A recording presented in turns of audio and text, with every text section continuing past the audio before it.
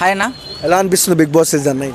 రోజు రోజుకి చూస్తుంటే ఒక ఎనర్జీగా బాగుందన్న, మంచిగా కంటెంట్ని ఇస్తున్నారు, ఒక చూడడానికి ఇంట్రెస్టింగ్గా ఉందన్న, మంచి సస్పెన్స్ థ్రిల్లర్స్ లేక. అంటే ఈరోజు అమర్దీప్ అర్జున్ వచ్చారు కదా పోలీస్ గెటప్లో, ఎలా అనిపించింది? ఓకే అన్న, ఫైన్ అన్న, ఒక సాటిస్ఫాక్షన్. ఒక మూవీ హిట్ అయితే అట్లా సాటిస్ఫైగా ఉంటాము, అట్లా ఈ గెటప్స్ బాగున్నాయి అన్న, చాలా బాగున్నాయి. సో ప్లస్ ఏంటి ఇప్పుడు బిగ్ బాస్? ప్లస్ అంటే దివ్యల మాదిరి అన్న, ఆమె వైల్డ్ ఎంట్రీతోనే అదరగొట్టేసింది. తక్కువ మంది చూసే బిగ్ బాస్ని ఎక్కువ మంది చూసేలా చేసింది. అంటే ఇంతకుముందు చూసాము పల్లె ప్రశాంత్కి ఎంత హైప్ ఉందో, ద సేమ్ టైం ఇప్పుడు బిగ్ బాస్ 9లో తనుజాకి అంతే హైప్ ఉంది. సో ఎలా అనిపిస్తుంది? అట్లా హైప్ ఉండడం ఓకే అన్న, కానీ అట్లా ముందు ఒకసారి బిగ్ బాస్ టీం మోసపోయిందన్న పల్లవి ప్రశాంత్ షో టైంలో.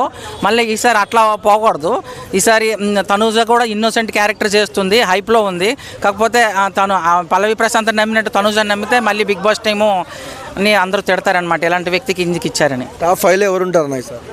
ఎంఐనైల్ ఉంటాడు, రితు చౌదరి ఉంటుంది, తనూజ ఉంటుంది, ఇట్లా వీళ్ళు ఉండే ఛాన్స్ ఉంటుంది. అంటే తనూజ ఇంకా వేరే వాళ్ళు మాట్లాడుకుంటున్నప్పుడు రితు చౌదరి మన రాము పోయి కూర్చుంటే అక్కడ వెళ్ళిపోయారు అక్కడి నుంచి, మధ్యలో వస్తారు అంటే అప్పుడు రాము చాలా బాధపడ్డారు కూర్చొని, రాము రాథోడ్. సో ఏం చెప్తారు ఆ సీక్వెన్స్ గురించి?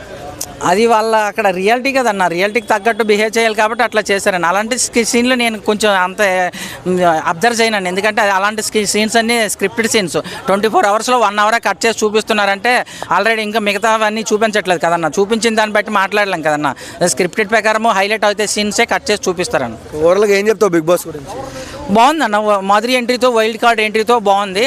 ఇంకా ఆమె ఏడుపు ముఖం పెడుతుంది రమ్య మోక్స. ఆమె నువ్వు ఏడుపు ముఖం పెట్టినా, పచ్చళ్ళు నమ్మినప్పుడు కూడా లాస్ట్లో ఏడుపు ముఖం పెట్టినావు, ఎవరు నమ్మే ఇదైతే లేదు.